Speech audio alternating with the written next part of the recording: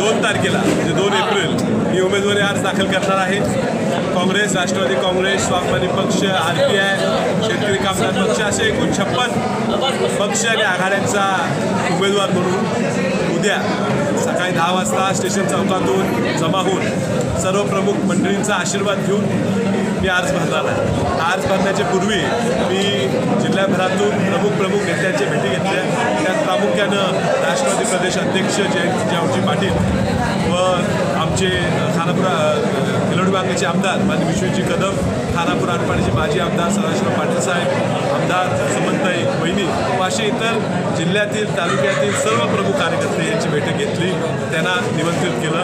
मोहनशेठ कदम यांनाही निमंत्रित केलेलं आहे। आता या ठिकाणी राष्ट्रवादीचे कार्यालय आहे। राष्ट्रवादीच्या प्रामुख्याने शहर नगरसेवक व उमेदवार मागच्या निवडणुकीचे प्रमुख कार्यकर्ते, ग्रामीण भागातील काही पंचायत समितीचे सदस्य, पदाधिकारी या सर्वांच्या ह्या मेळाव्यासुद्धा मी आता हजेरी लावलेली आहे।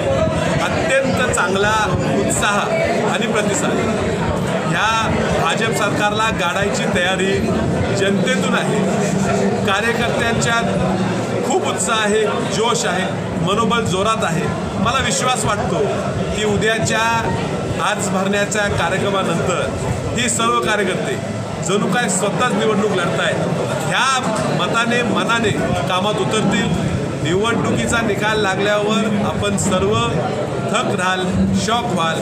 प्रचंड मताधिक्यानं या ठिकाणी आघाडीचे उमेदवार मी चांगल्या मतांनी निवडून येईल असं मला पूर्ण विश्वास वाटतो। राष्ट्रवादीच्या कार्यकर्त्यांनी काही भावना व्यक्त केल्या, काही तक्रारी केलेल्या आहेत, नेमक्या कशा स्वरूपाच्या होत्या आणि तुम्ही काय त्यात सॉल्युशन केलेलं आहे? सांगली जिल्ह्यात काँग्रेस ही पूर्वीपासून प्रबळ आहे।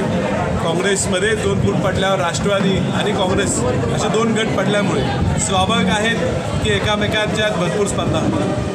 पूर्वीपासूनची काही खतखत मळमळ ही कार्यकर्त्यांच्यात होती, त्यांनी बोलवून दाखवली। पण बोलवून दाखवत असताना त्यांचे नेते आमदार जयंतरावजी पाटील साहेब यांच्या आदेशापुढे आम्हाला ही कुठली मळमळ महत्त्वाची नाही असं त्यांनी बोलून दाखवलं। खूप मोठेपणा राष्ट्रवादीच्या कार्यकर्त्यांनी या ठिकाणी दाखवलेला आहे आणि ह्या कार्यकर्त्यांच्या जोरावरच माझं मनोबल, माझा विश्वास वाढलेला आहे। मला खात्री आहे की सर्वजण मनापासून पूर्ण ताकदीनिशी माझं काम करतील आणि मला निवडून आणतील। संजय पाटलांनी एक गंभीर आरोप केलेला आहे तुमच्यावर, तमाशातील नाच्याप्रमाणे आपण वक्तव्य करत आहात आणि हे योग्य नाही असा गंभीर आरोप केलेला आहे। त्याच्यावर उद्या बोलू। तरीसुद्धा